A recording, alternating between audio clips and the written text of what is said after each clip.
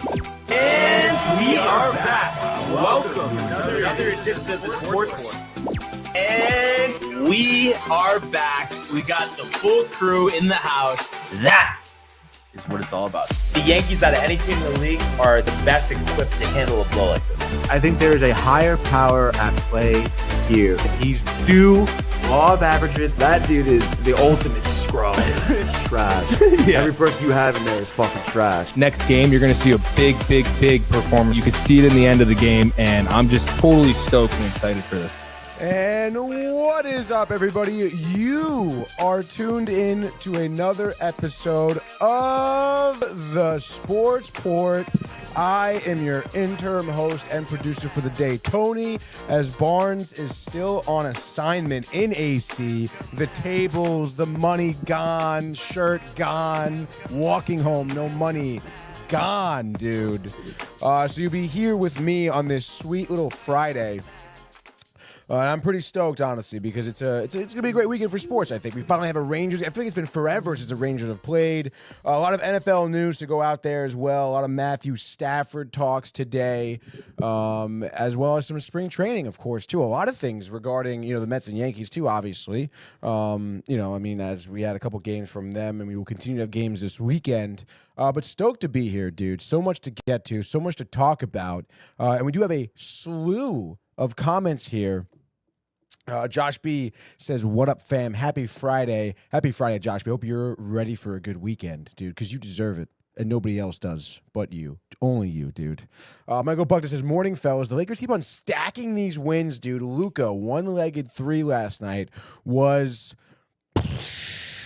explosion, mind-blowing emojis."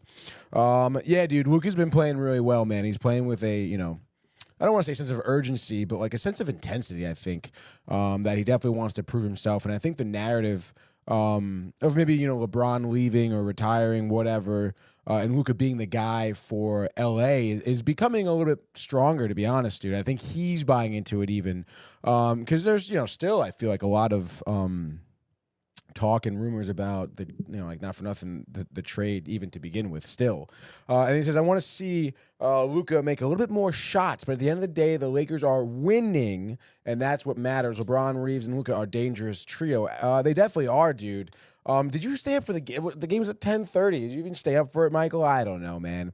He also says, "Tony, make sure Barnes sees the chat, maybe with you, Matt, and Michael. Sorry, Barnes." Yes, I'm sure he's really jealous, dude. And he says, "You're still awesome." To Brian, where is Brian? I don't know. I haven't heard from him. It is also, "Tony, can't disagree that Gene Hackman is way more legendary than Idina Menzel? The guy acted for 45-ish years, and Idina has not made a movie in quite some time." I guess that that does make sense. I mean, I would agree. I can't disagree with that. Gene Hackman is better than Idina Menzel. I don't know what you have against Idina Menzel. She's a tremendous Broadway actress. The singing, the voice, Uncut Gems she was in as well. So, yeah, I mean, I guess the last appearance she made was maybe in Wicked. But, yeah, Gene Hackman, way better. Got Hoosiers on in the studio. I can't find the replacements for the life of me. I don't know if it's a VHS. Maybe I was just bugging. But I'm pretty sure we had the replacements on DVD. I thought so. In any case, dude, yes, obviously celebrating the life and career of Gene Hackman, certainly. And then he says Superman is his signature film by far. No better man can play Lex Luthor than him. And no better man has yet, Michael. But we can talk more about that on Binge Buddies later on. We'll break that down because, honestly, Jesse Eisenberg was not good as Lex Luthor. And I mean, honestly, at this point, who's the guy? Nicholas Hoult, right, is the new one in the new Superman. I think he's going to be good, dude. But yeah, Gene Hackman was obviously phenomenal. The man. Buckta, classic. Shout out to everyone, he says, dude. Absolutely. Ernie comes in here. What's up, Ernie? He says, yeah, dude. And then Anthony Material says, let's go. So pumped. Oh, thanks, Ant. That really means a lot to me hearing from you. And then Ernie says, dropping a deuce at work is top 3 if it ain't 2 or 3. I guess it would be number 2, dude. Am I right? Fucking. Thank you, dude. Thank you. Oh my God. Thank you. Oh boy. And then Ernie, obviously big Lakers fan here, comes in bronze, stays at least another 2 now. LOL. You really think so? I mean, if they're winning, I suppose, if he has someone else who can pick up some slack and he does still want to win, yeah. No, I mean, I could see that. If his body, what is he, 44? 44? No. Is he as old as Ovechkin? No.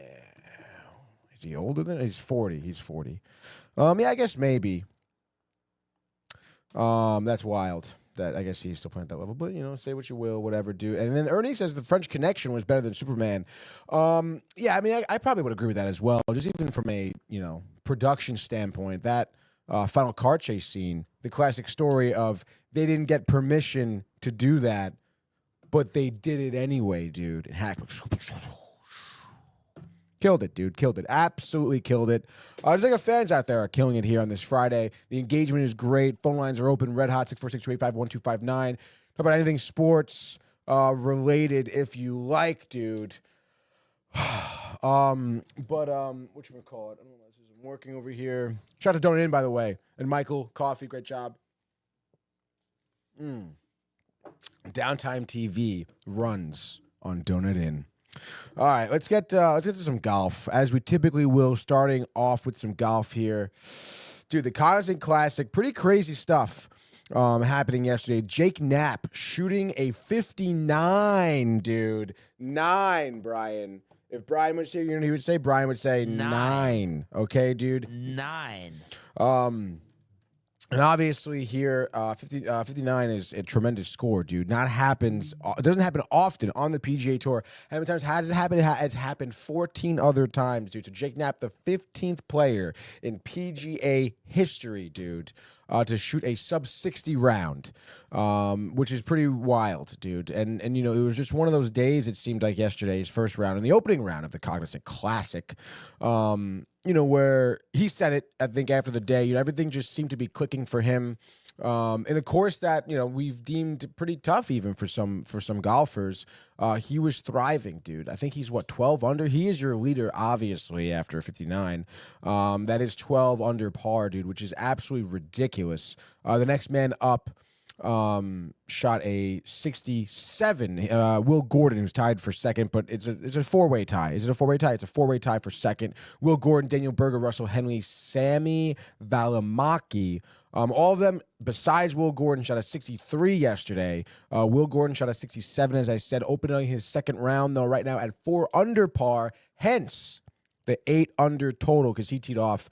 All these other golfers don't tee off until noon-ish. But back to Jake Knapp. I mean, again, like I said, everything just seemed to be clicking for him. He made some crazy putts, birdie putts too, dude. I mean, look at his first round here. If this would load up, that would be so sweet for me. So no, I don't want to see round 2 that he hasn't started yet. Fucking.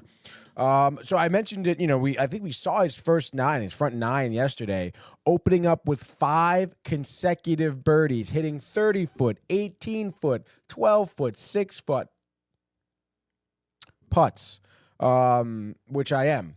No, but he's absolutely killing the short game here. The putts were great. And then, just a clean game. Obviously, shoot 59, you can't be throwing any bogeys out there. But as the 5 consecutive birdies, then back-to-back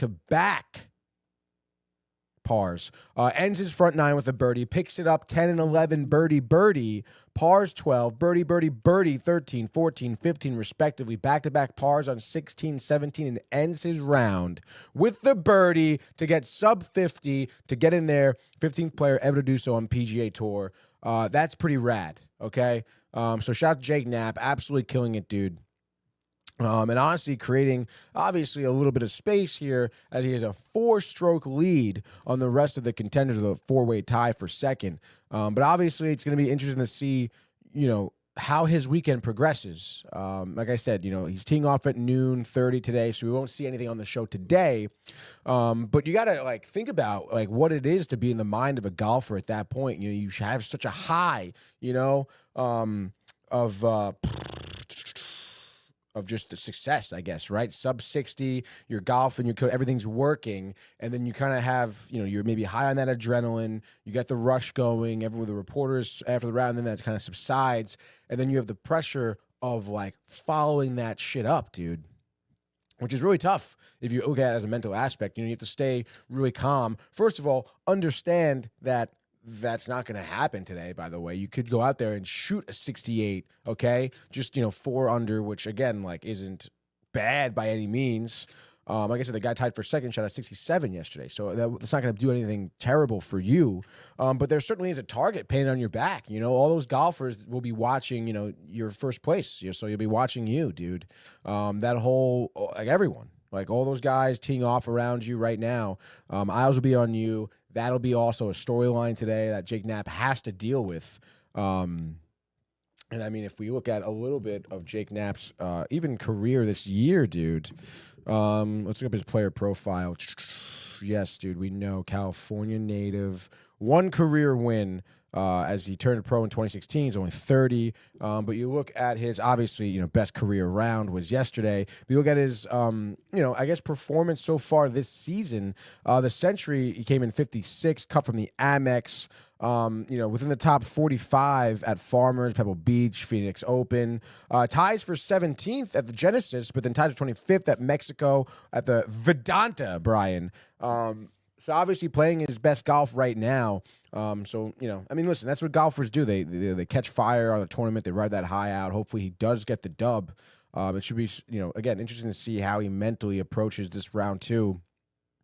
I know his career hasn't been, well, I guess it's almost been a decade now so far. And let's look at his, instead of just go career, let's go career results here, dude. 4 top 10s last year, which is his best year. 5 top 25s. Only cut 4 times. I guess that's the most events he's played on the PGA Tour as well. So last year was really his first full year. Did have that 1 career win. Let's look at it, actually, dude. At the PGA, let's go to 2024 here. Seasons.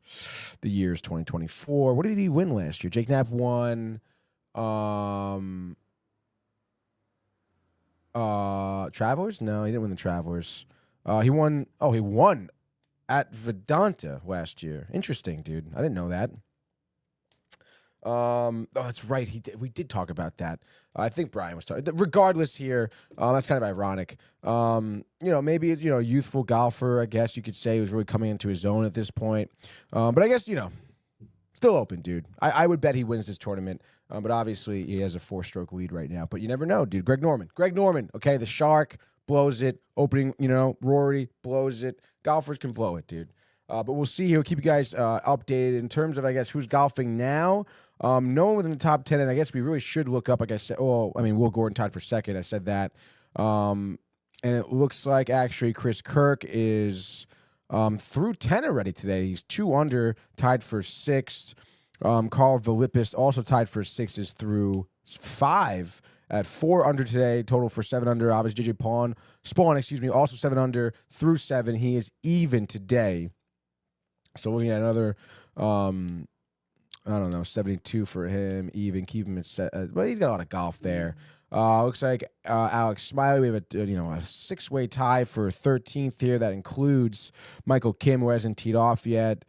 Jonathan Vegas, who's through 11 and is 3 under today. Anyone else? Jordan Spieth, who I believe was Brian's sleeper. Correct me if I'm wrong here. He tees off at noon 40. He shot a 65 yesterday, tied for 14th at 6 under. Brian Harmon. Joel Damon is through 11 here, 2 under. He's tied for 25th. Could break the top 25. Matthew Pavone, 5 under. He will tee off at noon 30 today. Where are my guys, dude? Where is Sungjae Im, dude? Sungjae Im. And then my sleeper was I don't even know, dude.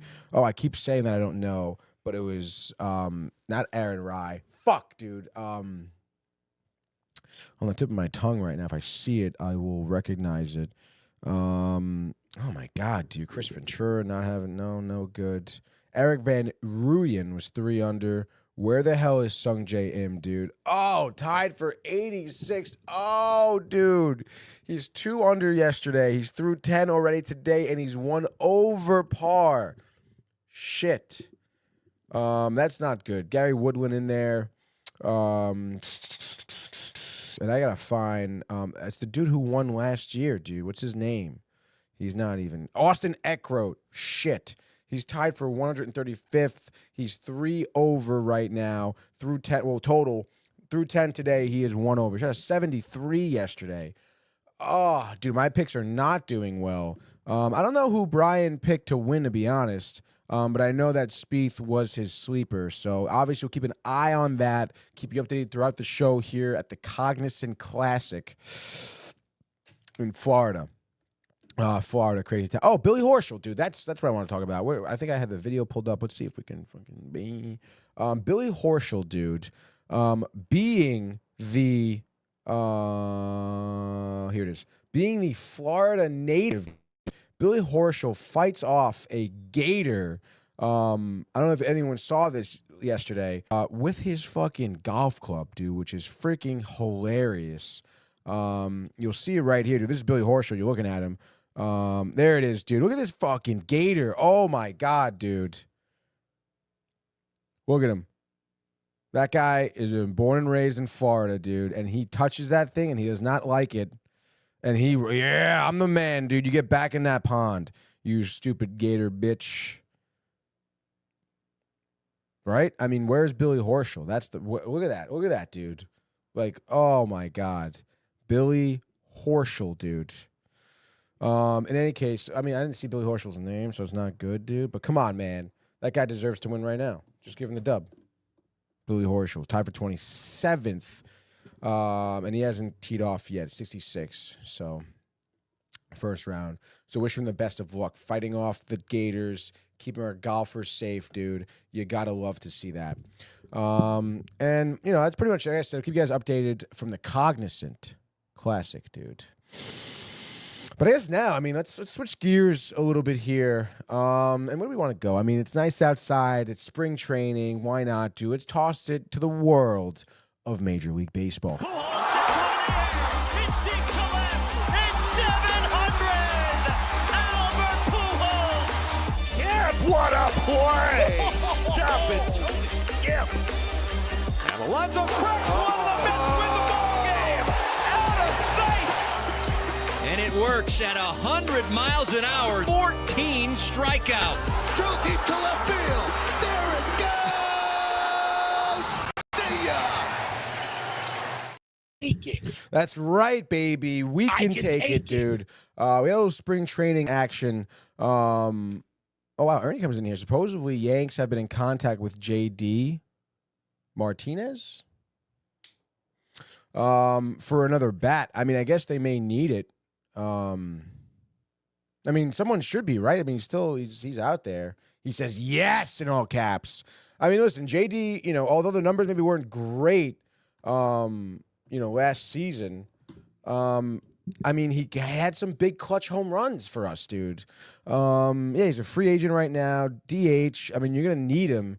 Obviously, I mean, he's not playing the field or anything, but like without Stanton, you may need someone with the DH role. For sure, dude. I don't know, like, who else you're going to really put in there. I guess you could maybe, you know, have a rotating thing. But last year with the Mets, you're 434 at-bats, 102 hits, 16 home runs, batting average of 235, slugging 406 with an OPS 725. So, again, I mean, the contact was good for his, you know, age 37 season here.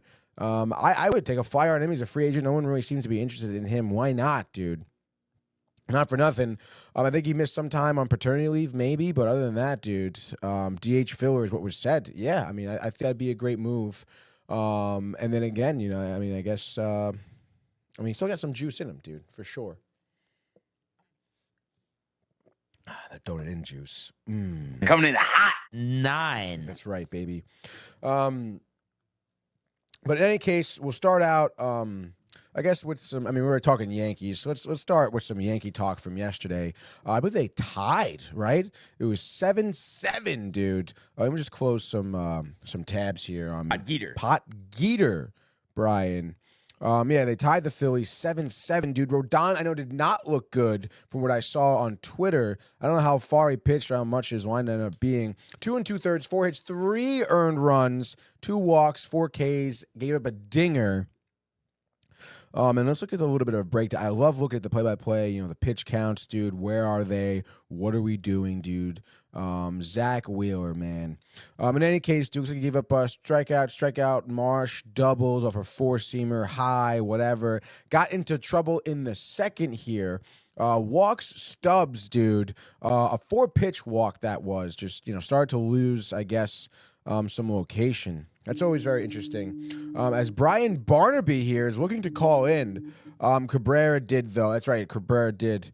Let's see what Brian has to say here. Stand by, Brian. I hope Brian's at the tables right now just screaming bloody murder because he won. Let's see, dude. Unmute that. Brian, you are live on the Sportsport, buddy. What's going on, Brian? What is up, America? I just, wanted to talk a little Yankees, but I wanted to also compliment you, Tony. I was actually listening to the whole Cognizant breakdown. I thought you did a great job there. Oh, thanks, Brian. I appreciate that, dude. Yeah, I mean, a great round of golf we saw yesterday from a lot of golfers, so it was definitely cool. I feel like the forgetting the Knapp at the Downtime is kind of like a memory lapse on a immaculate grid or something. Oh my God, I know, dude. I feel the same way. I'm disappointed in myself, dude. We're on actually the Garden State Parkway now, breezing through. You know, it says it should only be in total, I think, 245 to Stanford, which I think is pretty good. You know, kind of hitting it right. We left like 45 minutes ago. Yeah, dude, not bad at all. How did we do? Great trip, and actually ended up netting 450. So I think that's a massive win, knowing how it usually goes at the blackjack table. Yeah, baby, there we go, dude. That pool looks sick, by the way. Yeah, the pool, and I was gonna take a picture for my story, but I didn't get a chance to. Actually, me and my dad were playing 2-on-2 cornhole they had there. Oh, wow, dude. Who won? So we ended up winning, or no. We just lost on a 2 out of 3, but it was so close, one of those back and forth type of things. But we really enjoyed it. You would have gotten riled too, because, full open bar, and, just, being in there is so cool because you have the glass ceiling. I forgot. Have you been to Harrah's or no? No, never. Okay. Yeah. No, it's just really cool how they have the pool there. And actually, we were having breakfast this morning, and the bartender was saying now when they do the pool after dark, you could actually go in the water, which they didn't used to allow. Oh, wow. I mean, I guess that makes sense that they wouldn't allow it, but that's sick, dude. Wow, it's got to be nice at night in the water after a couple of pops, dude. Yeah, so it was a great time for sure. And then actually with the winnings, I figured I might as well make use of them. So I got for the Tampa Bay Lightning game next week, like the club level with the unlimited food and drink. Get the hell out of here. Really, dude? Yeah. That's sick. Yeah, so let's go, dude. Yeah. So definitely riled for that. I just figured, it's only going to be at Amelie once. Who knows? The next time I'll be back, might as well, take advantage of it, Yeah, dude, of course. That's fucking awesome, dude. And I feel like, too, going into it, you would think, the Sabres, the Lightning will win 6-0. But the way the Sabres are playing, it'll actually probably end up being a good game. Yeah, dude, that's going to be great. You'll see the Sabres play. Let's go New York, baby. Yeah. So they're really looking forward to that. And then, also, obviously the reason I was calling, I figured it was a good time, because you're going into baseball.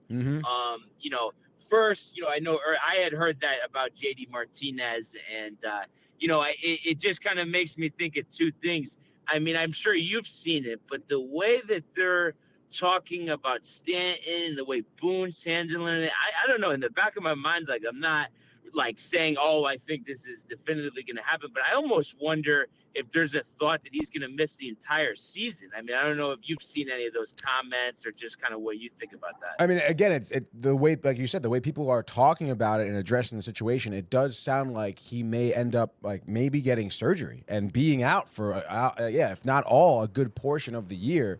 I mean, I don't know. I guess we'll see. I mean, not for nothing though, but like, I mean, I don't know how it's gonna go with like double Tommy John, whatever. But like, I mean, Ohtani, was kind of rehabbing his way as a DH. So like, why can't Stanton? I guess, right? Like, even if it is the elbow problem, Yeah, no? but I don't know if it's because of both elbows, Yeah. and I think it's with his swing. I don't know if you saw that, but I think people were saying the reason why he has elbow problems is because his swing is so violent. Oh my gosh, dude. I mean, that's like, that's tough if you guys don't have him for the whole year. But I mean, I guess we'll see. I'm surprised there hasn't been, because he's been back in New York since what, Friday, like a week now, right? Yeah, like a week. And also, I just think if you're actually going to sign Martinez, that kind of has to. Because I would think Martinez. Me and my dad were just talking about it. I think he's at least what, $5 to $7 million. At least $5, right? That you'd have to pay for him. Yeah, definitely, dude. And then at that point, like, you're gonna be using him, Right. That's what I'm saying. Yeah. If Stanton's only going to miss a couple months, then you would pretty much never use Martinez after that. So that's why, if that's under consideration, I hate to say it, but it just makes me feel like there's serious concern that he's going to miss the whole season.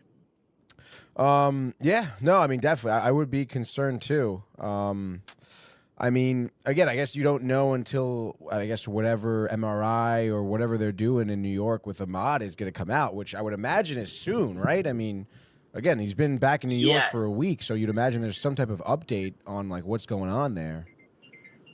Yeah, exactly. So yeah, we'll have to see what happens. And then also, I'm sure you probably saw this too.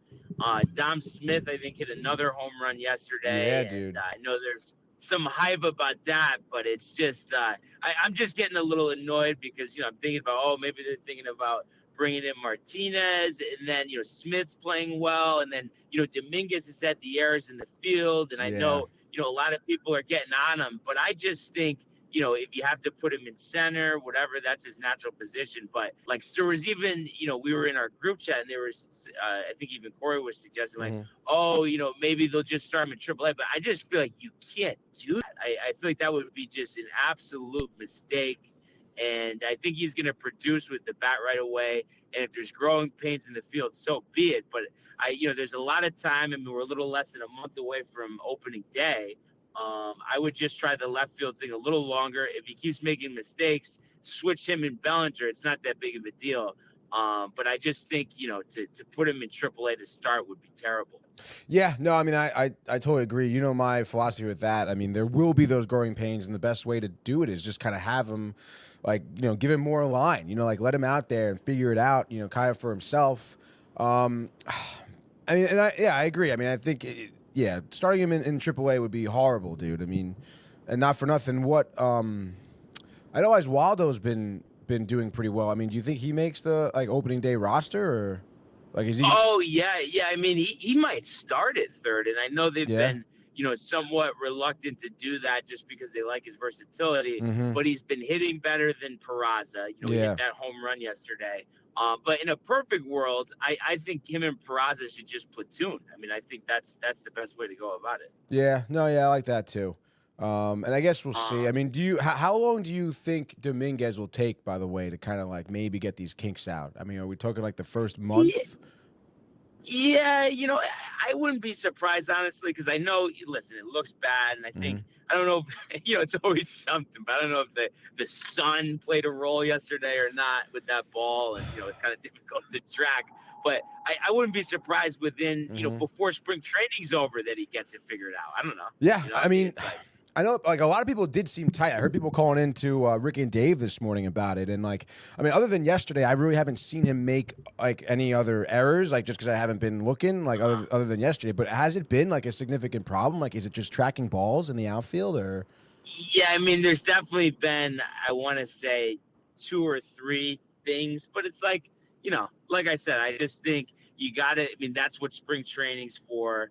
And I just question that will really continue to go on. And then, like I said, if you have to go back to center field, that's his natural position. It's not a big deal. So I just think, there's a lot of, overreacting going on right now.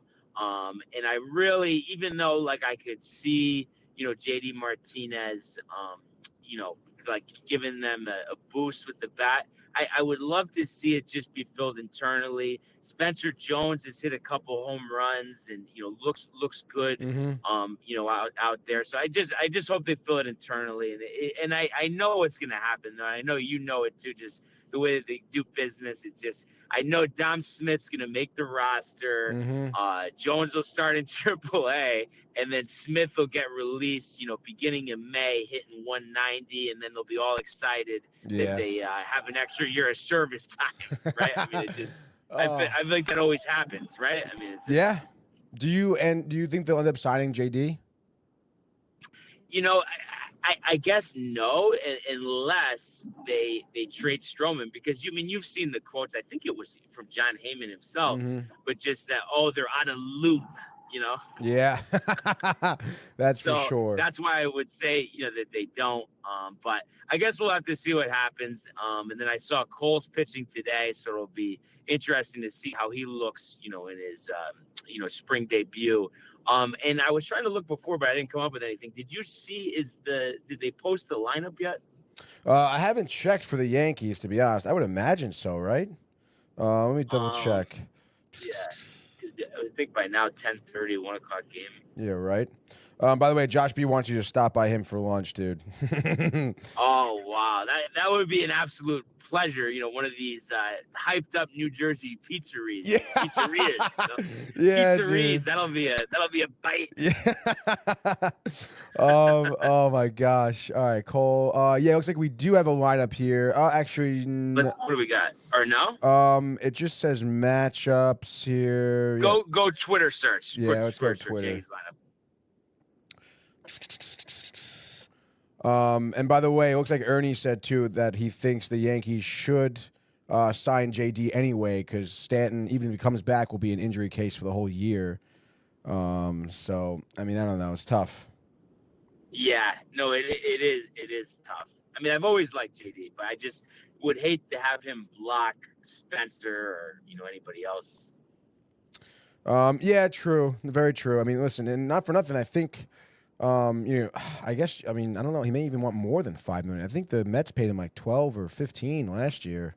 But also, I think because of the down year, I mean, it's got to be single digits. There's no way it's double digits. By the way, I'm not seeing any lineup for today yet. Wow. Okay. We'll have to keep an eye out for it. But yeah, we'll see what happens. But yeah, definitely excited for spring training. Be there before we know it. And yeah, just wanted to call in for a couple minutes. But doing an outstanding job as always, sir. And we'll definitely be listening the rest of the way. And look forward to being back in the studio on Monday. Likewise, dude. Excited to have you back. And hopefully you get home safe, dude. All right. Thanks, man. All right. Thank you, Brian. I'll talk to you later, dude. All right. Bye. Peace. Brian Barnaby, everyone. Just like that, dude. Great calling. Glad you had a good time at Harrah's, dude. Classic. Just Sharon. Okay, awesome. Sweet, dude. And let's see. And Josh B. Ernie talking some shit here. Clearly, what are they talking about? Oh wow, Josh B comes here and says Soto's bat greater than Jason's bat by a long shot. When he comes, he says clearly, but we're talking about the defense, Josh. Oh, neither will win a Gold Glove this year. Oh, you never know about Soto. I don't think Dominguez. I don't know about Jason, dude. Point is, you can't say no big deal, dude. Because I see what Ernie said. Dominguez errors equals Soto errors. Well, yeah, listen, pump the brakes a little bit. I think people really get on Juan Soto pretty, obviously salty Yankee fans, whatever. I mean, I don't know. I can't, what are you going to do? What are you going to do, dude? We'll see this year, Soto, how many errors he makes. And honestly, it'd be interesting to see, like, where Juan Soto, like, how many errors he had even last year, dude. Let's check it out. Because now you got me curious. The advanced batting, the appearances, the fielding, the errors. He had 2 errors last year. Come on. That's what it says. 2024, right field, and 2 errors when he was in right. No, none. Oh, sorry. Yeah, sorry. No, he had 5 4 errors. 4 errors total. Which, I mean, I would imagine in terms of the league, I mean, is it really that bad? In the playoffs, he had 1 error. So I don't know, man. I mean, I know people were complaining a lot about him, but, you know, we'll see what happens, I suppose. I mean, he looks good in left right now. I mean, I don't know, dude. So we'll see what happens, I guess. But in any case, dude, you know, the Mets also had a game yesterday. And speaking of the Yankees, Clay Holmes started for the Mets yesterday. And we'll get back even into those breakdowns too with the pitch selection. But that's right, we were talking about Rodon before Brian called in, which, you know, I don't know. I mean, Rodon, I should have asked him. I mean, I feel like that's going to be a little bit of a worry, dude. But in any case, dude, Clay Holmes, 3 innings, gave him only 1 hit, 1 walk, 2 Ks. We talked about that new changeup that he kind of added to his pitch selection here. That seems to remain like kind of an outlying pitch right now, as he hasn't given up an earned run. And I believe there's 6 innings he's pitched. And I mean, Brett Beatty also homered yesterday. I believe that was his 2nd of the year, dude, which is great. It was a 2-run blast. I mean, I gotta say, I mean, he's been so impressive. The couple of starts he's had here. I think maybe it was the first game against Houston. But I mean, the hot corner, he's locking down. His bat's looking good. He's looking confident at the plate, which is, you know, again, we left him off in the majors where he was, you know, looking like he was confused, making errors at third, lost at the plate. So I mean, it's nice to see where he's going to kind of end up, I guess, at the end of spring training here. But let's see, Clay Holmes here, again, the 1K. You know, again, we know he's kind of that sinker pitcher, inducing the ground outs. And I guess that was, his first at-bat. Pena pops up to second. It was a 7-pitch at-bat. Every single one of them was a sinker. And it looks like he finally throws a different pitch. It looks like 11 pitches in to his inning. He throws a slider for a strike looking on Walker, and then gets that changeup for a foul out, it looks like. Interesting, dude. So Clay Holmes looking good, though. So, again, looking for the contact, a lot of those off-speed stuff, you know, fooling some of the Astros lineup here. But nonetheless, I mean, that's someone who the Mets really need to step up, especially now. You know, Montas, Manaea out. There hasn't been any rumblings about Quintana, which is interesting because I feel like on Twitter, you know, there's a lot. I mean, everyone, I feel like, was talking about how the Mets should go to Quintana. Injury strike Mets, Fortress, Urena joins the ranks, but questions linger. I mean, not for nothing, dude. Yeah, dude, pick up Quintana for a royal reunion in the rotation. And I would imagine Quintana, being a free agent still, would be eager to get back on the team and prove himself yet again, dude. It does, you know, I mean, that it definitely, I would imagine, if I'm continual ness in my mouth about, you know, you not re-signing me after a solid year. But I mean, what do you want, dude? Not like, you know, you kind of tapered off a little bit down the stretch. You had some ups and downs. You're 34, I want to say. I mean, you did exactly what the Mets I wanted you to do. Despite Quintana's ability and expressed desire to return to the Mets, team's decision to pursue options in the offseason raises eyebrows. Reports suggest that Quintana turned down other offers from other teams that included the Pirates in hopes to reunite with the Mets. I mean, that's kind of sad if he did do that, but yeah, I don't know. I mean, I would imagine he still wants to play for the Mets, right? And I would pick him up, dude. Why not? Let's see what his contract was. A 1-year deal here. Jose Quintana, Baseball Reference, the Wi-Fi. It's new now, apparently. Still kind of slow. Just bear with me here. Come on. Oh my gosh. Just when you thought it wasn't working, it is working, and now it's not working again. Let me just scroll down. Sorry, stay with me. Yeah, I mean, $13 million last year on that 2-year deal. I mean, I don't know. Why not? Like 1 year, 10? 1 year for $10 million? 1 year for 8.5? I mean, come on, dude. Like, why not? I feel like at this point, I mean, you need him. You want to do the 6-man rotation. I think the 6-man rotation, honestly, is really smart for the Mets rotation. You see the Dodgers are doing it. with Yamamoto and Shohei, obviously. That's the big reason why. It's because these Japanese pitchers don't pitch as often, as frequently as MLB pitchers in the Japanese league. So it's like, I feel, especially with Kadai, who's been, injury prone since kind of coming over here, not really having a great, full sustained season. That six-man rotation is very important, and not for nothing. I think you have Holmes, Peterson, Blackburn, Canning, McGill, right? I don't think I'm really missing anyone because Montas and Manaea are injured. You have 5 minutes. Oh, damn it. Who the hell am I forgetting? Mets depth chart. Well, obviously Kadai. That's right. I mentioned Kadai. So that's your 6, dude. I mean, I guess you can throw in, you can mix in Buteau in the rotation, but like not for nothing. Like, who else? Stanek maybe? Not really. No one else is really good. I don't trust Danny Young. He's a bullpen guy, really. Anyway, Drew Smith is someone who's going to be injured most of the year. You could, use him as a starter for extended relief, or as what an extended opener. But I don't know, dude. It'd be nice if you had like a Seth Lugo still on the bullpen in the rotation. But in any case, you're gonna have to get Quintana. I mean, you got 6 starters right there. Excuse me. I would grab Quintana.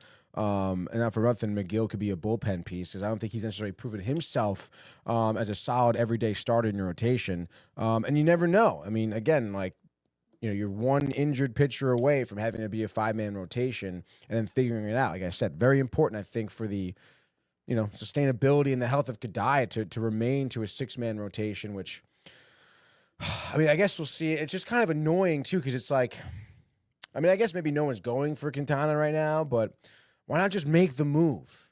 Like, we've been talking about it for a while. It's unfortunate with the injuries. I know maybe you're going to be, but and also, like, then throw Canning in the bullpen. Throw whoever else, really. I mean, you never know what Peterson's going to be looking like. I know he had a career year last season, but he has had a rocky road to get to that part of his career last year. So I just feel like there's so much uncertainty, just like last season with the Mets and their rotation, which is just so annoying. But you got to feel good about the bats right now. Speaking of the bats, I mean, let's check in on Mark Vientos, to be honest, and see what he's been doing in his spring training. Because, I mean, I don't know. I mean, I'm a little worried about him, too, as well. The sophomore slump, what, he had 26 home runs last year, maybe 27. Spring training, he's got nine, Brian, appearances here. 1 hit. So, I mean, not great. That hit, I believe, was a single as well, it looks like. Yep. No stolen bags, nothing, dude. So, slow spring training for him, which, I mean, it's tough. Again, I mean, you're probably going to be feeling some pressure from Brett Beatty and him doing so well. So, I guess we'll see. A lot to be had, I suppose, for the upcoming schedule to see what he'll do. And I guess speaking of the upcoming schedule, they play Washington here. And let's check the MLB app for any type of opening lineup. Let's see here. Washington. Oh, great. I guess Brandon Sproat is getting the start again against Agasawara, who has 1 start already. Hasn't given up a run, I think, in 2 innings, it looks like. Lineup is out, dude. How about that? Looks like we have Lindor leading off. Followed up by Juan Soto, who's in the start in right field. Alonso will be in the 3rd spot of the lineup, starting at first. Nimmo's cleaning up. Vientos after him. So I think a good opportunity for Vientos to hopefully prove himself a little bit, get his back going. Terren's we bat in 6th. 7th is Tyrone Taylor. And then Young behind him at the DH role. And then Acuna will be rounding out this lineup, starting at 2nd. Acuna so far batting 143 through a couple of starts here in spring training. 7 at-bats, 1 sac fly, or maybe an RBI single, I think, and a stolen bag. Again, someone who, was forced to start some playoff time, dude. Some pivotal games for the Mets last season. Hopefully he can kind of, round out a little bit of a good spring training And maybe get some good looks in the majors again this year, as he is 20 years old. I want to say. Let's see what he's got going on. Luis Angel. I don't know why. Is it just the hell? Am I spelling it wrong? It's one word. Luis Angel. I didn't know that. He is 22, dude. And he'll be turning 23 actually next month, dude, which is actually like 2. So, make sure you write that down, Brian. Wish him a happy birthday. In any case, I guess that's really it in terms of storylines around the MLB. I don't think anything really of note happened majorly yesterday in terms of big names or anything. Red Sox won 6-5 against Detroit. I guess we can look at them a little bit, to be honest, because not for nothing, Riley Souza was talking some shit yesterday over there at Martiri about how the Red Sox are going to win the East, dude, of the AL, which is like, whoa. I think that's kind of a wishful thinking. I'm sure Brian would agree. He also was saying they have a better lineup than the Mets, which is kind of crazy, in my opinion. Oh, Duran running out, whatever, dude. Trevor Story, which is like, give me a break, Trevor Story. We'll see. We'll see, dude. I think there's a lot left to be desired with that lineup as well. And I guess just looking maybe a little bit ahead to the weekend beyond today, Saturday, Rays looks like they got a game against the Mets. Stros are playing the Yankees on Saturday. Sunday, looks like the Mets are playing. Why is it so far down? Playing the Red Sox, actually, and the Braves will play the Yankees. So obviously both teams going through their respective divisions, dude, which is pretty interesting. And I guess we'll keep updated there on Monday. In terms of any games happening, but I think that'll really round out the conversation for baseball. I guess let's switch gears now, and I'm going to head to the world of the NHL. Here he comes. McDavid shoots. Top shelf. He scores. Captain with the overtime winner. That's the middle. Great hit. That's a world-class hit right here. Tomsky stepping. Rink wide. Made the full split save. Are you kidding me? Turn. Side of the net. Between the legs and they score. Filthy. McDavid. Pasternak. The silver trophy to the Golden Knights. Suck it, Matthew Ryan. There it is, dude. And right on cue, Matthew Ryan comments, "Let's go Devils." Suck it, Matthew Ryan. The fuck? Yeah, dude. Yeah. Yes, Tony. Yes. Says, "Let's go Yankees, too." Get the hell out of here. And Josh B said, this is exactly what I said to Ryan. Dude, Trevor Story hasn't done a damn thing in like 3 years. Injured, gone. What are we doing, dude? Like, that's embarrassing. Like I said, wishful thinking, a hopeful Red Sox fan. You think you get Bueller. You think you get Bregman. Dude, he's got the best hits in Fenway, dude. Stop it, dude, honestly. If half the season he does shit anyway, dude. Not to mention, numbers. Brian said it, on the decline, And, not for nothing, dude, he's not going to be like, it doesn't seem like he's going to, like, Devers, right? Isn't Devers, like, kind of tight, dude? I know we just went to the world of the National Hockey League, but now you got me talking about, Rafael Devers. What he's like, I don't want to move. I'm not moving. I'm third baseman, dude. Let's see. Yeah, here we go. See, this is not, like, what the fuck is that? Excuse my language. Red Sox star Rafael Devers makes 6-word declaration. A declaration, dude, as if this is the fucking Boston Tea Party over here after Bregman signing. Let's see. Where's the quote? Give me the quote. "I don't listen to what's said." No, that's not what he said. Who said that? Come on. What's the? Just give me the quote here. Oh, sorry. Let me. There we go. Just telling the truth, he says. Rafael Devers doesn't care how you feel about his refusal to leave third base. Yada, yada. Declared last week he won't become a full-time DH after Bregman's arrival. That's great, dude. Fans and pundits subsequently criticized Devers to accommodate Bregman. "I don't listen to what said." I don't listen to what said? Is that the declaration? What the hell does that even mean, by the way? Like, what an asshole. Devers declared, Mass Live's Chris Cotillo. "I don't pay attention to what is said." Could you imagine hearing this, like, from someone, like, not even, like, just anyone say, like, "I don't listen to what's said. I don't pay attention to what is said," okay? I just know what I'm capable of. I'm happy being this way. Like, you sound like you're like 8 years old and you're like talking to your mom about like the eggs she made you in the morning. Eat your food, little Johnny. I don't care what it said. I don't listen to what it said. Like, am I wrong? I don't know. I feel like and not to mention, like, I mean, like, isn't Bregman the better third baseman, you know? And you would think that Bregman, I don't know. I mean, I guess maybe there's no other, I wouldn't want to be DH too. I guess maybe there's a sense of competitiveness there, but I mean, boy, you know, I mean, and not to mention, like, at this point now, like, are you causing? I mean, Devers is a good bat. He is a good player. Let's look up some of his stats. So it's like, if I'm Boston and I just bring in Bregman, like, did you kind of like F yourself and like bat 28 home runs, 272 there, slugged 516 with an OPS of 871.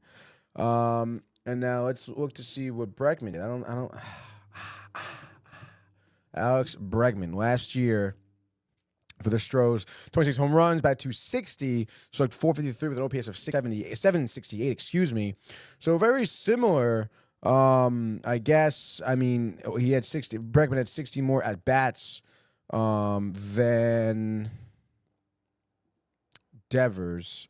Let's go into some standard fielding then. Let's see what we got going on here from both these guys. Batting, standard fielding, thank you. 2024 here, obviously played 130 games at the third base position, led the league in errors committed, 12. Okay. And a little bit of tidbit for you, Riley. That is the 1, 2, 3, 4, 5, 6, 7th year. He led the league in errors. And Alex Bregman here, who had 142 games, at third base, which, by the way, for the third year in a row, he led the league in starts at third, and he led the league in putouts. He led the league in assists for the third year in a row. He led the league in double plays turned with 23, led the league in fielding percentage with 972, and also looks like he led the league with total fielding runs above average. That's kind of a crazy stat. Don't even look at that. Led the league in that too. And look at that, dude. Rain tracks per game, led the league in that. And I mean, not for nothing. I mean, 2019, he played 65 games at shortstop and then that was really the last time he played significant games outside of third base was 2019. I mean, I'm sorry, dude. But maybe Devers should move over, or maybe you become the DH and you fucking figure it out, dude. You led the league in errors at third. Bregman had 10, you had 12. I know you think only 2 more.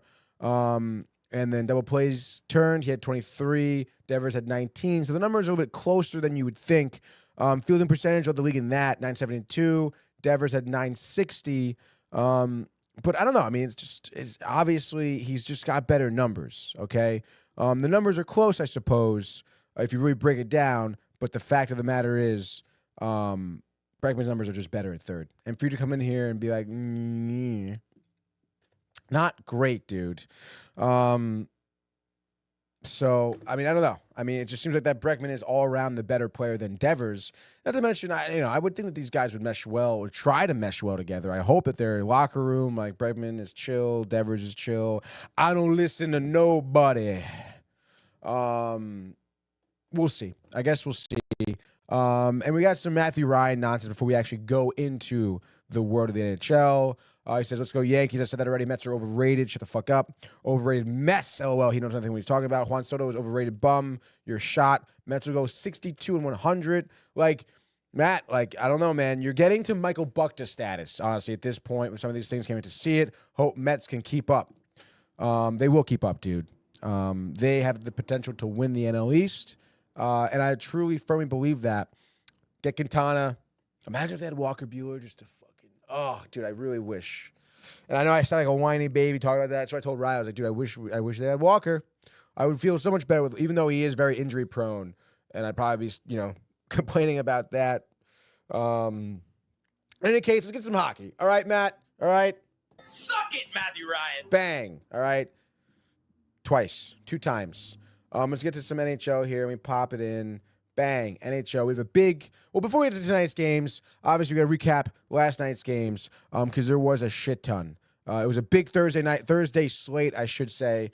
Games all over the place. We start out in Montreal as we did yesterday, and I said, this would be a close game. I think. But Canadiens, I think it's the Canadiens will make an example of the Sharks. They win in overtime, 4-3. Nick Suzuki, 2 goals. Cole Caulfield with 1 goal, the assist, the game winner in OT. Was pretty stoked for that. The Buffalo Sabres, a team Brian will be seeing soon, got ousted by the Hurricanes, 5-2. Mikko Rantanen, obviously a great acquisition this year for them. Goal and assist there. Taylor Hall, another good acquisition by Carolina. Watch out, Hall, former MVP. I know years away from his years in Boston, but a goal here was good. Kakaniemi, how about that with the assist as well?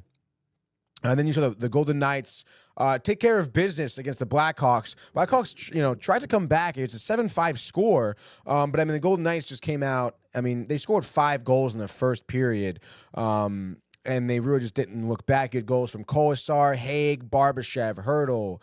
Who else? Kolasar had 2, actually. Barbashev also had 2 at the end. And not for nothing, dude, Connor Bedard off the score sheet for the Blackhawks, only 1 shot on goal. So they scored 5 times. Not one of them came from a stick of Connor Bedard. He had no assists as well. -2 on the ice. I don't know what's going on with him. He's definitely not happy, I'm sure, about playing with the Blackhawks. But nonetheless, Vegas do take care of business. The Islanders edged out the Bruins here, 2-1. Almost Sorokin getting the shutout, but he had 35 saves, 36 shot attempts. I think Pasternak, Pasternak had the 1 lone goal for Boston in the third period, dude. Kyle Palmieri, lit the lamp, I think, for the first goal of the game. You had John Pollock's Red Wings dropping a game to the Blue Jackets 5-2. Again, I guess it didn't necessarily matter because we're chasing both of those teams. Both of those teams were in the wild card spot, so one of them losing helped out the Rangers regardless. Both those teams are in each wild card spot, and I'm pretty sure they still are, to be honest. If we double check it, Columbus, Blue Jackets, whatever, Red Wings still in there. They're 4 points ahead of the Rangers. So. And obviously, the Hoosie faces, the Islanders beating the Bruins helped the Rangers out tremendously. The Bruins, by the way, now on a 5-game losing streak, just as the Ottawa Senators are. So 2 teams in a pivotal moment for their seasons here to try and grasp a wild card, and they're on 5-game losing streak. So that's good. That's what we want here. The Canadiens winning 3 games in a row, but they're a point back from us. We got to watch out for them. But obviously, we need teams in front of us to be beaten, Columbus being one of them. They're heating up right now, which I said they would taper off, but the game against the Rangers down the road, we'll see. The Lightning took care of business 3-0 against the Flames. Vasilevsky, the shutout, I think it was his 3rd of the year. Let's double check here. Andre Vasilevsky, his 4th of the year, excuse me. He's boding well. He's got some solid numbers there. Lightning improved to 34-20-4. Again, a team that I believe is going to be making the playoffs. They're in that 3rd spot in the Atlantic here, 72 points on the year. Probably won't be caught by anyone. They're going to be, I think, a team, burping up all over the place here. Had a burger for dinner last night. It was good. Reheated, cast iron, cooked it right. Nobody was nagging me, okay? Lettuce, tomato, pickles. The bun, dude. Toasted the bun. Steamed the bun, actually. The fries weren't good heated up, dude. Not going to lie. Don't get me started. Tampa Bay Lightning, though, on a 7-game win streak, they're going to be your dark horse team, I think, in the playoffs. 3rd in the Atlantic. You think about their season. They don't have Stammer. Vasilevsky with kind of a tough start. But not at this point. They're 14 games over 500. They're even going to be in contention with Toronto, even for taking a 2nd place spot. Potentially even Florida, because they're pretty tight up there. But I think there'll be a team that could, give out some upsets. You'd imagine the 3rd place team. They would play Toronto, actually, probably if the playoffs ended today. So Toronto, known for blowing it, 1st round, can't handle it. Watch out for that Lightning squad for sure. Next game here, the Panthers rout the Oilers, Brian, 4-3. Anton Lundell on a goal and 2 assists here for the Panthers. You look at the score sheet on the Edmonton Oilers side. Leon Draisaitl a goal, Zach Hyman a goal, Connor McDavid an assist, but obviously all for naught. As Stuart Skinner gave up 1 too many goals there in the third period. I believe it was the Carter Verhaeghe goal that really put it away, put them up 4-2. They kind of came back, a few minutes left. Hyman, I believe with a slapper for his 20th goal of the season, made it 3-4. They pulled the goalie. Oilers tried, but could not succeed. Lindell, your first star of the game. I mentioned Verhaeghe with the put away there. Aaron Ekbal with 2 assists from the defenseman there. That's great job.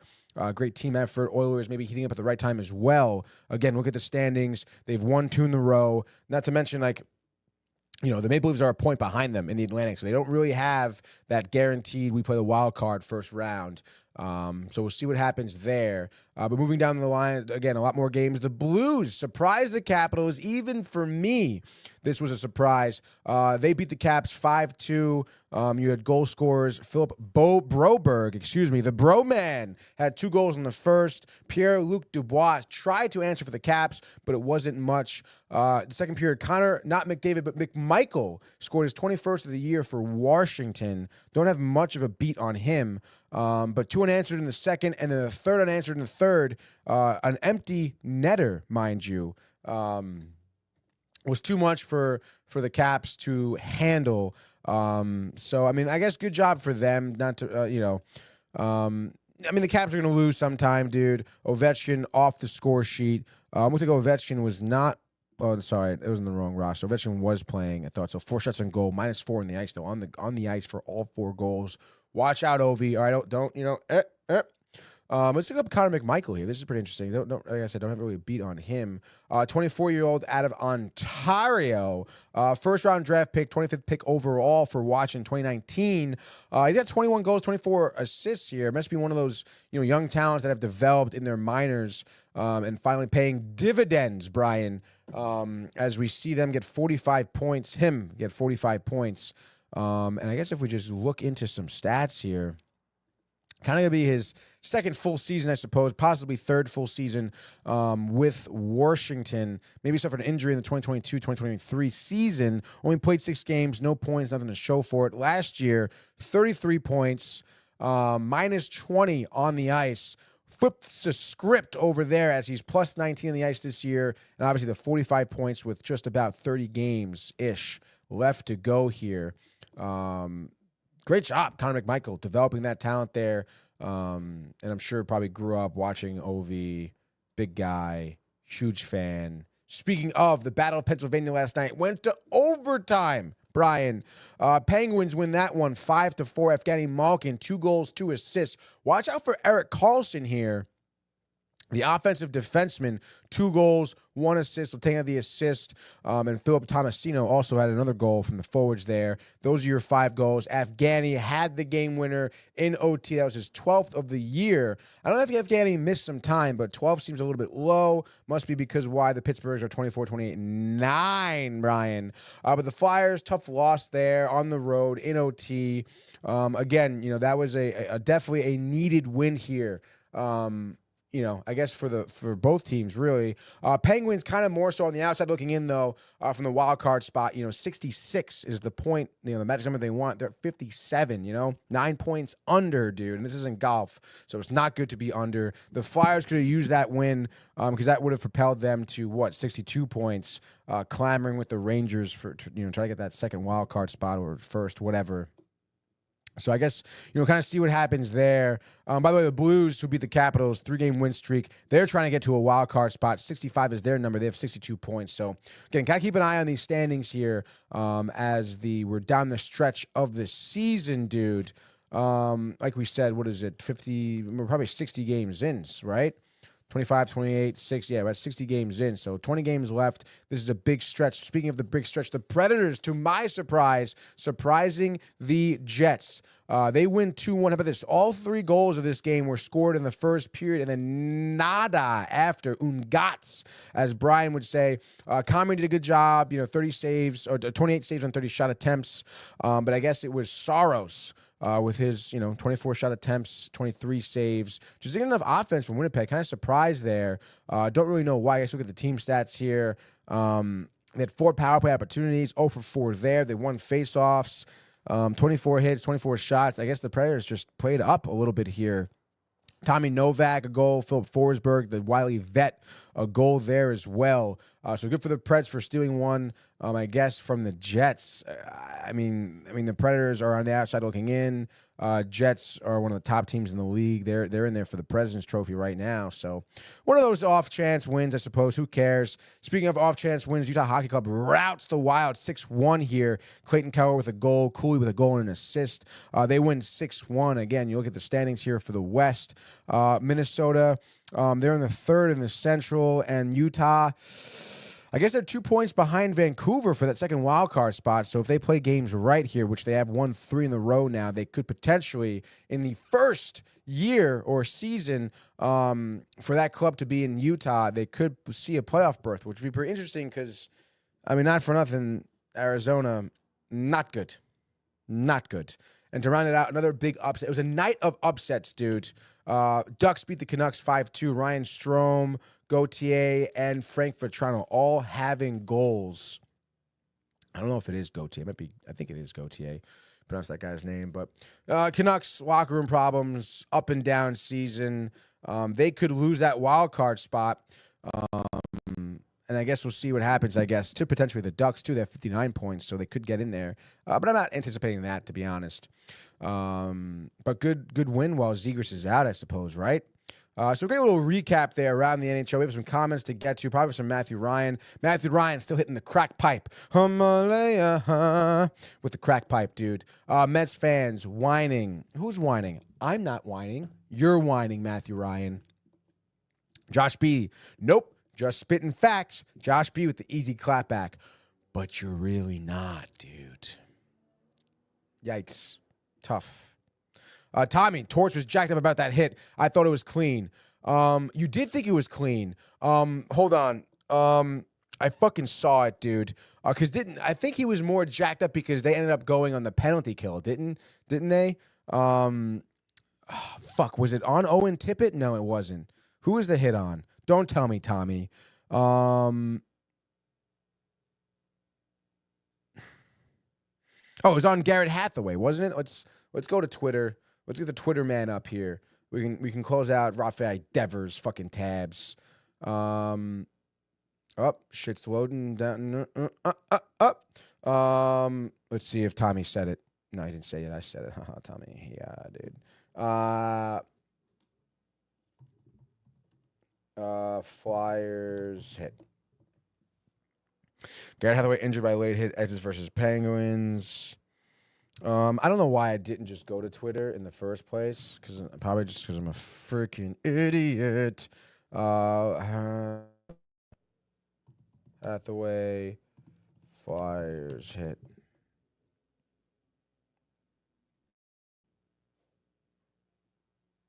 Imama, dude. Boko Imama. Isn't that I think that's is that the guy from Australia or something?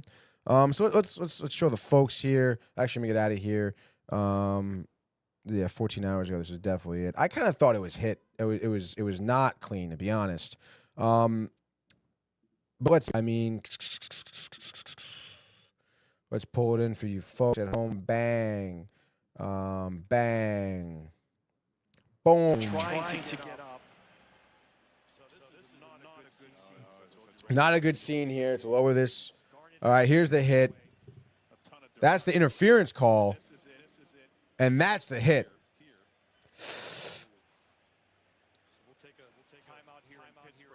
Come on, dude. Show me the fucking replay. Oh, what a stupid video. Am I not, by the way, in it? Oh, okay, we are in it. I'm just making sure we're in it. But you're really not, Josh B. So I don't know. Let's see if we can play it again here for the folks.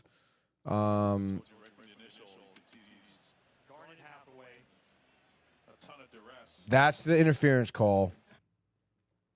Here's what's his name. This guy. I mean, why is he being hit though? Why is Hathaway being hit? Like, there's no puck.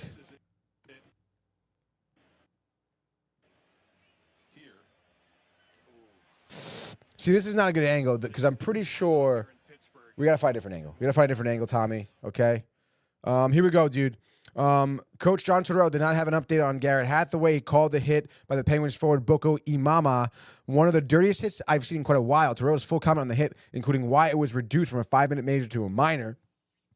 Oh, so they did get the power. I thought they called interference in the fight. It doesn't matter. I guess this point. Maybe I was wrong. I must be wrong. I'm always wrong. Fuck me. Explanation was it was a hit. It was not a hit to the head on the hit. That he hit his head on the ice, and that's why there's a 2-minute penalty. It's probably one of the dirtiest I've seen in quite a while. That's why he hits his head on the ice. I believe we should be thinking about what really happened on the hit, not get glued to the hit, glued on the hit to the head originally. That's a dangerous, cheap hit. The referee gave me an explanation. I understood the explanation, but I don't understand how you end up with 2 minutes on probably one of the dirtiest hits I've seen in quite a while. Asked about it later, he thought there was intent to injure. Tortorella said, I don't think the player is trying to hurt a player. I'm certainly not going to accuse him of that. It's a cheap hit, though. Garney hits, I think, Noah Asiari there. I think it's a good legal hit. I think he's trying to hit. I think he's trying to hit back, but the puck's nowhere there. It's a blind hit. I'm not accusing the guy of trying to hurt him, but it's a dirty hit. It was dirty. It definitely was. Let's see if there's a better fucking angle, dude. This is a minute long. Again, here's There's the hit there. Imama comes now. Yeah, it's a retaliation hit. See that? I can see where Torts is coming from now, right? You can see this hit right here. Boom. Kind of hits him. Shoulder, nice. Achari. There's Hathaway. And blind and possibly, but show me the fucking angle I saw last night. Issue for Hathaway. That looked to be more of the factor. And let's see, by the way, here you can see. Issue for Hathaway. That looked to be more of the factor. Oh, he did. His head hit the ice. Let's see this angle again, too. Oh. Is gone after Hathaway hits Achari. Imama then comes over.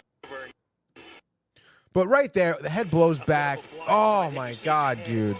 That's a dirty hit. I know, again, I'm looking for the angle, dude. More of the factor. This will likely be 5 in a game on Imama. They're looking at it now. And Dave Jackson, what is the protocol on a hit like this with the officials and Toronto? So, I don't know. Call was they called the made game or a match penalty for head contact. Pittsburgh number 14 is assessed a minor penalty for interference. Come on, give me, dude. I saw. Yeah, there's Torts. Are you fucking motherfucking yeah, dude? Why did they get to that situation? He wants 5. You think Dave Jackson? I think pure guessing here, as there was no Dude, I saw another tight angle of it yesterday.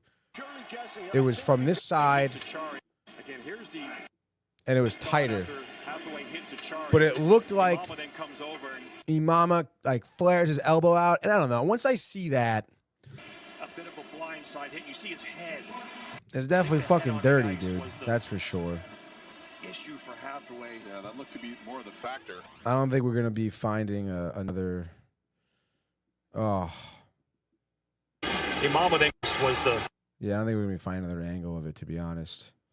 I don't know where that angle is that I saw, but it looked. I don't know. I mean, obviously, you know, aside, that's my bad. I thought he had the puck. Yeah. No. I mean, listen, it was there was so much happening in that play too, because you know he hits whoever on the Penguins. The other Penguins had to jump over the guy to get to the puck. Like there was so much going on leading up to that hit as well. So I don't know. I mean, obviously, you hope Hathaway is healthy and fine, and can recover, because obviously the head injuries too is so tough. But I think Torts had a right to be kind of angry, and I mean we know what Tortorella is, so you know obviously he's looking out for the safety of his guys. He's a good coach, crazy man, but a good coach. In any case, speaking of good coaches, we have quite a slate for this Friday night, dude. There's 3 games, okay, which is kind of embarrassing, and you know before. You know, we get into our frenzy. We have the Rangers playing this week. We have 2 games for the Rangers this weekend. We got Maple Leafs tonight at MSG, and then I believe it's the Predators on Sunday. So it's going to be a sweet little game, sweet little weekend here, I think, for the Rangers. Hosting the Maple Leafs, you know, 1 game at a time here. Maple Leafs, I believe, haven't lost since the break from the All-Stars, from the Four Nations, and I'm pretty sure they've been scoring like 16 goals in their past 3 games. Let me just pull up the game here. Yes, 16 goals. They put a 6th spot up against the Panthers. They won 6-3. Chicago, they won 5-2. Boston, they won 5-4 in OT. So no shortness, no lacking of offense here for the Maple Leafs. And, I mean, obviously that worries me. And you look at these games, I think you had 2 starts by Woll. You had 1 start by Stolarz, both of them doing well. You'd anticipate Woll getting the start here. He's been getting the majority of the starts, 1 shutout on the season, 9-10 save percentage, 263 on average goals against. So having a good year.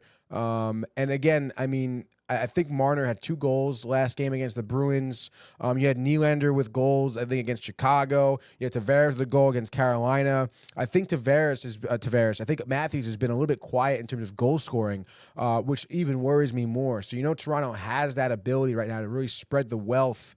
And not to mention, I mean, those are just a couple of the main guys.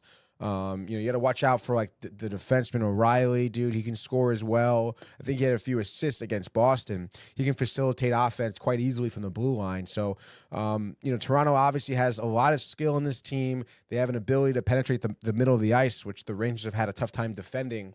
So, I mean, I don't know, man. It's going to be pretty tough for the Rangers to come in here and get a win. They are home dogs here at plus 105. So, it's going to take a lot. The only thing I can tell you is maybe the Leafs are due for a win right now. And I know you look at the Rangers, besides the 8-2 shellacking they took from the Sabres, they scored 10 goals in their past 2 games, which is good. That's matching what the Maple Leafs have done. But, they beat Pittsburgh, who hasn't had a great year. The Islanders, who, have had some injuries, struggling a little bit. Sorokin's been well, but, those are 2 games, too, that didn't really feel like great wins because you were making mistakes still, but you were finding the back of the net, which is nice.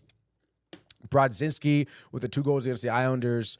You don't hear anything from Kreider or Mika or Panarin, so those are guys you're going to need to step up against Toronto to help you win, for Christ's sake.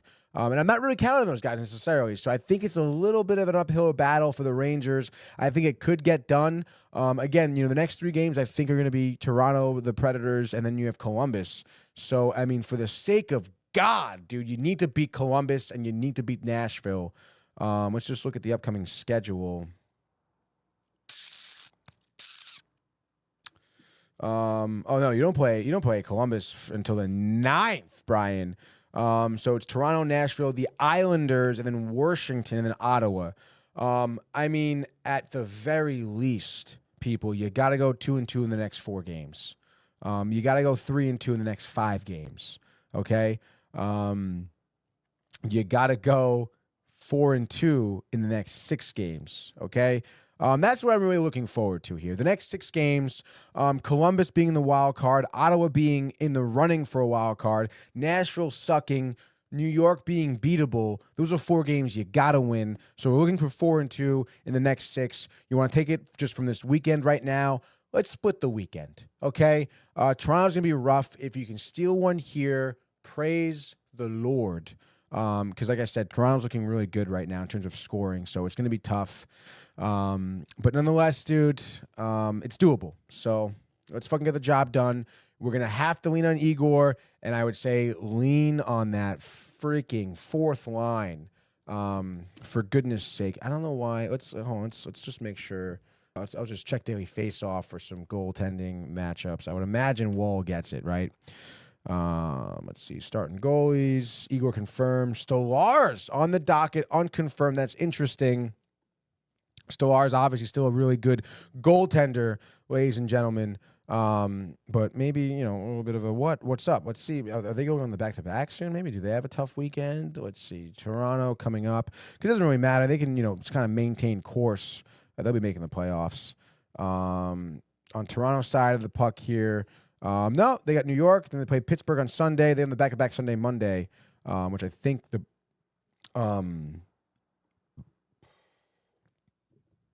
Rangers are too. Yeah, they play Sunday, Monday. Nashville, New York, the back-to-backs. It's tough, dude. So, I guess we'll see. Like I said, you got to try and rely on that fourth line. Brodzinski, obviously, the 2 goals is great. Rempe, the tip-ins, the battles along the boards. Hoffman maybe can get something going as well. I know Tommy was pretty impressed with his level of play, getting him some looks. And then also, I'm a sneaky fan of the Hoffman, Broad, Rempe third line. Oh, wait, is that the fourth? I got to check Molly Walker's Twitter. According to, I think it is the fourth. I can double check here on Daily Faceoff. Yes. They are. It says it's the fourth line, courtesy of Daily Faceoff here. Sometimes they're inaccurate, but that third line is Carrick, VC, Smith. When, in my opinion, that fourth line should be getting more minutes. I know VC has shown some bright spots. The nice wrister. I know he's been complaining about wasting his talent. Honestly, dude, if I was them, I would even play that third line. Throw Will Cooley in that third line and give them more minutes because Kreider and Mika have been doing absolute dog shit, right? Throw Will Cooley in there for Riley Smith. Throw Smith back up at the second line and give your third and fourth line more minutes. And you know what, dude? They've been playing better. Maybe they start attracting the top lines of Toronto's defense. And then all of a sudden, maybe Trocheck is freed up for a nice goal, okay? So I don't know. If I'm Lafreniere. If I'm Laviolette, that's what I'm doing, okay? Because the first 2 lines have been doing dog shit for you. And let's see. And so that's my opinion, all right? If I'm really breaking this down, you're tossing those bottom 2 lines, bring Cooley down in the third line, give them more minutes. Basically, just make your third and fourth line your first and second line, okay? Why not? And you know what? Start your first line out there for opening faceoff. See what they can do. See if they can get something going. And if they don't, then make a change. All right. I'm sick and tired of it, dude. Let's dive a little bit deeper here. Where are the Rangers? Let's see who's been getting minutes the past few games here. Roster here. Let's look at Cooley here. No, let's not look at Cooley. Jimmy VC, again, who has a goal in the past 2 games, I believe. And then where is what the hell kind of rosters ESPN have out here, dude? Like I'm looking, like Adam Edstrom is on here, right? Like I'm like, where the hell is Rempe? Like, why can't I see Rempe on this? Oh, God, they suck so much. I really have to go to a box score, take the time out. Like, this is absolutely ridiculous. Go to a different game. By the way, Jimmy VC's time, minutes on ice. There we go. Against Pittsburgh, 18 minutes, 17 minutes, 15 minutes against the Islanders. All right, let's bump those numbers up, dude. Let's see how many Johnny Brodzinski got against the Islanders. Fourth line, 2 goals, 13 minutes. Give him some more. Give that fourth line some more. I would imagine then Rempe probably has around the same, 14 minutes. Give them 18. Give them 20. Let's see how much Kreider has. Kreider, last game, who had... Kreider didn't play last game. Let's go to... Why not? Mika Zibanejad, who did have an assist here on, I guess, the JT Miller goal. That was a great feed from Mika, I will say. He had 16 minutes of ice time. Interesting, dude. So I guess Laviolette may be sharing some more ice time here. It may be time to, give him some more. Kreider didn't play last game? I didn't even realize that. Sometimes, man. Let's look up Chris Kreider. Game logs. Injury. Game time decision. 47 minutes ago. Bang. Arthur Kaliev and Chris Kreider, the last guys out for morning skate. That was 22 minutes ago. That could be an indication that they're out tonight. Damn, dude. Yeah, day-to-day, upper body injury. Last game, that's right, he did suffer against Buffalo. Sometimes I just forget these things, In any case, dudes, I think it's time. Oh, my God, it's an hour 23 into the show, dude. I've been rambling on, dude. Let's start it here, okay? We're going to get to it. A nice little NHL frenzy, baby. And, of course, this frenzy of the NHL variety is brought to you by the Hirsch Law Firm. Let's get into it, dude. As I said, 3 games tonight on this Friday. You'd think it would be more. It's not. Where are my NHL scores? I'm all in a dither here looking up freaking ice time here for Johnny Brodzinski, Jimmy VC. Who cares? We're starting off the night, 7 p.m., ladies and gentlemen. 7 p.m., you know the deal, okay? It's the Rangers. Not drop my coffee here. We're at MSG, plus 105 on the money line against the Maple Leafs. The over-under, if I bring this game up again, looking up ice times everywhere, is 6.5. So Vegas expecting the scoring, which it could be, in my opinion. And obviously, I got the hat on today. I'm rooting for the Rangers. I'm a Ranger fan. And they did steal one against the Maple Leafs in mid-October, 4-1. So, you know, Rangers looking to build upon that. First game here against the Maple Leafs at the Garden. As I said, Maple Leafs killing it, 16 goals in the last 3 games. I'm telling you right now, Matt Rempe. I don't even know if Austin Reeves is still on the Maple Leafs. But they may fight again. Who knows, dude? But Rempe, just stay on the ice, use your body, tip in goals. Give me 2 goals for Matt Rempe. I'm going to say if I'm Laviolette, that's going to be my go-to guy. That fourth line is going to be nice. A goal from Brennan Othman as well. A hat trick from the fourth line, okay? They contribute 3 goals. I don't want to give JT a goal. Honestly, I'll give one. Actually, I'll give one to JT. You got to give it to JT. I guess maybe Mika on the assist too. Rangers win this game. Regulation 4-3. Shesterkin, the last 10 minutes of third period, on his head. Okay, he's 37 of 40, I guess, at that point, right? That makes sense. Rangers win 4-3. Tightly contested. Starting the weekend off right, I should say. Rangers win this one, as I said, 4-3. And the over, plus 105, the value there, dude. Next game here, second one of the night. We're moving to 8 p.m. The Kings on the road against the Stars. Okay, Kings looking to bounce back after their loss at home against Vancouver. Stars just got upset by Columbus. Thanks a lot, Dallas. So F Dallas here. Didn't help us out there. Give me the Kings routing Dallas.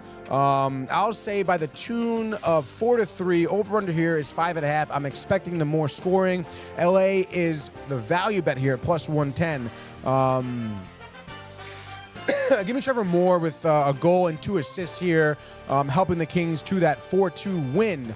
So give me Kings and the over. Third game here, 9 p.m. on Friday. Colorado facing the Minnesota Wild. The Wild looking to bounce back here at the Ball Arena. They're on the road. They're heavy dogs at plus 270, over under 5.5. Wild could steal one here, to be honest, but I don't think so. Back-to-back losses to Detroit and to Utah. Wild are in a little bit of a rut here. Colorado looking mean, handling Matthew Ryan's New Jersey Devils 2 days ago. 5-1. They'll be well rested. Wedgwood looking good. Blackwood looking good as well, getting the majority of their starts here for Colorado. I think it's easy, cool, 4-1 victory. Colorado in the under. McKinnon, Rantanen, and I guess McCarr, usual suspects with the goals. As I said, Avs and the under here. That'll round out your Friday. We'll do a little bonus game action for Sunday Rangers. This one's going to be pretty good. I would say Rangers at home against the Predators. Range will be minus 150 on the money line. Over under will be 5.5 probably, because Vegas doesn't know shit. Last time out, Predators did beat the Rangers in that embarrassing loss middle of December before Christmas break, 2-0.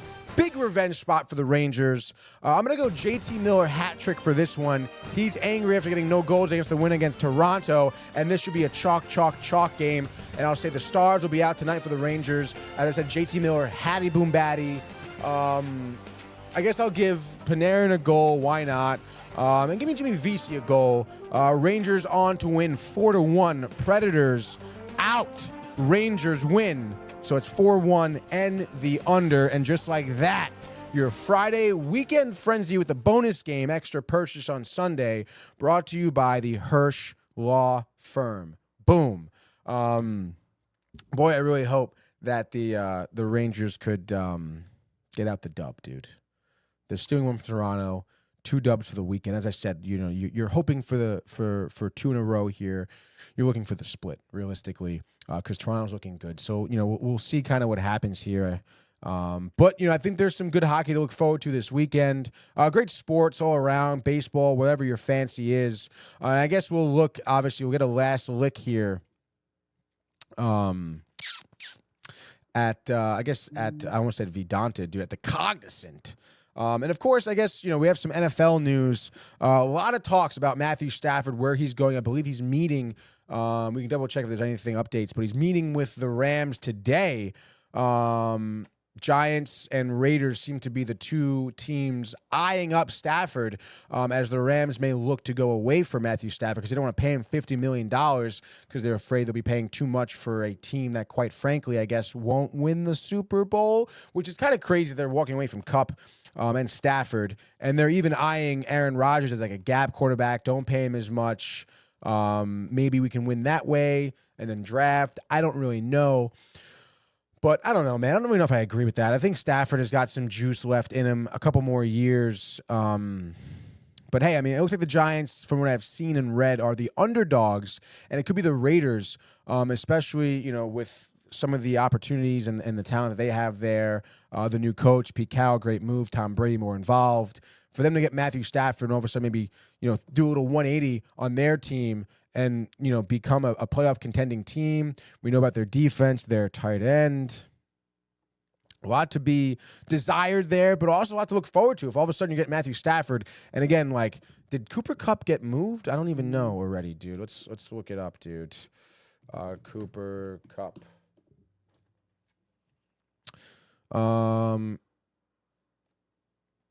Yeah. I guess he's technically, going to be out there. So, are they going to? Yeah, exactly. Cooper Kupp, Matthew Stafford package deal. Sports Illustrated 2 days ago.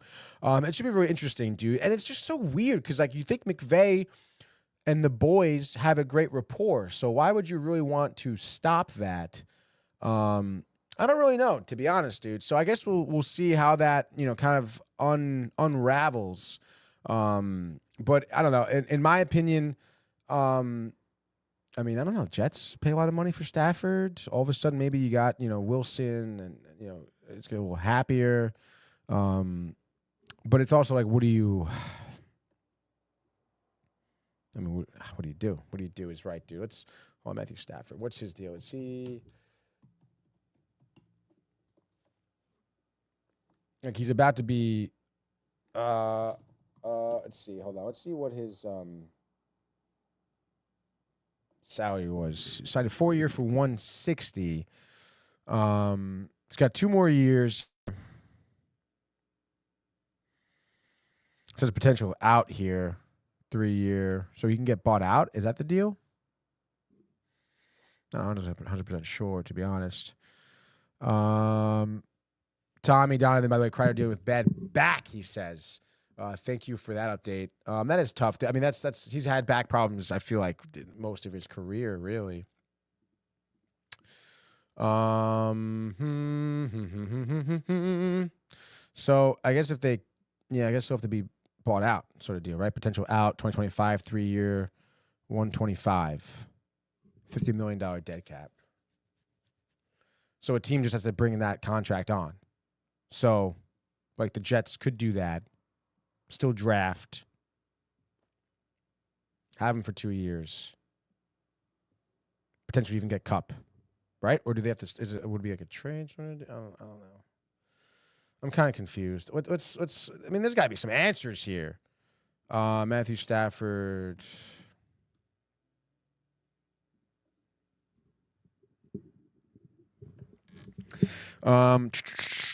Matthew Stafford, sweepstakes unofficially underway. NFL team showing interest. LA Rams quarterback, one team, veteran Raiders. Bang, bang, bang, bang. I know. Blah, blah, blah, issue here. We told the Rams gave the player his agent permission to speak to the Raiders. So I guess it would be a trade scenario. 3 potential deals to acquire. Bang. Courtesy here of CBS Sports. The Pittsburgh thing.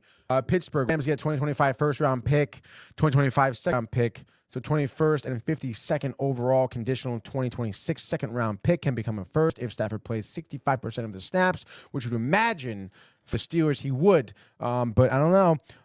And then obviously Steelers get Stafford in 2025 first round pick, the 26th one overall. This may be a bit convoluted, dude.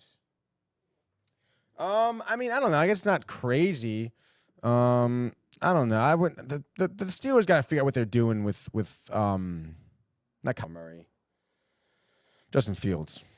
Minnesota Vikings, dude. Yikes. And the Giants trade package. In a world where the market isn't as robust for Stafford and a first-round pick simply isn't available as a return for the Rams, this could be a scenario where the New York Giants have the conversation. Of course, number 3 overall pick in the 2025 draft should be a non-starter for New York in any trade revolving around Stafford. But if 2 second-round picks get it done, Jesus, that sounds like a fucking draft your own quarterback. The Giants shouldn't do that, I don't think. But I guess we'll see. In any case, dude, a lot to be desired there. Keep you updated here as we head now back to the Cognizant, where Jake Knapp will be teeing off in about 40 minutes, it looks like. Bong to bong to bang to bang. That 59 under. Looks like JJ Spawn is tied for second with Carl Philippus at 9 under. Looks like JJ Spawn is through 12 here, and he's 2 under. Carl having a better round through 10 is 6 under. That's pretty interesting. There's a 4-stroke difference between the two of them in the first round. Obviously, Carl Philippus from, where is that? Is that Australia? The player profile. What are we doing, dude? Never load. My guys haven't. Let's see where Jordan Spieth, excuse me. Oh, he doesn't tee off till later. Where is he from? Australia? Oh shit, Indonesia. No, he's Australia. Born in Indonesia, golfing out of Australia, I guess. Went to Stanford. 23 years old, so a young buck, no wins, no nothing ever on the tour. So that'd be kind of cool. An emerging rising star potentially here in the second round here at the Cognizant Classic, awaiting the first tee shot of Jake Knapp at 12:18 here, following up his legendary 59 stroke round 1. So I'm going to keep you guys updated there. Obviously, we'll be crowning a winner on Sunday, recapping on Monday. But, boy, I think a pretty good show, a good way to end it here for our boys here at the DTV crew. Stay tuned for a sweet little episode of Binge Buddies, 8 p.m. A couple new trailers out there. We'll be watching Shrek 5 trailer out there, which, we'll break down. We'll watch. Zendaya is being casted as Shrek's daughter, I guess. I totally forgot, by the way, the Detroit-Columbus game this weekend is a stadium series. I totally forgot. I had that. Oh, damn it. I had it written down. Do I got to go back now? Oh, dude. Let's see. Is that this weekend? Did I make a mistake? Because they play Columbus. Yeah, 6 p.m. tomorrow, Saturday. That's being played at Ohio Stadium. It's a robust stadium here that isn't going to be great for the game. Okay, dude. Blue Jackets hosting the Detroit Red Wings. I mean, not to mention, this is the game of the weekend, by the way. This is for sure game of the weekend on Saturday. That's sick, by the way. Ohio Stadium, going to be really interesting to see how the broadcast looks here. But going to be a cool little stadium series. Let's go Detroit. Let's go John Pollock. He's hyped for it. Again, in terms of the Rangers standpoint, it doesn't really matter which team wins because they're both in that second wild card spot. So, but still, it's going to be a sick stadium series, 6 p.m. Saturday. I won't be able to catch it, unfortunately. I'll be working. But again, as a hockey fan, as a broadcasting fan, these things are just so cool to watch because it's special. It's memorable. This matchup is huge for both teams because they both need the wins, to be honest.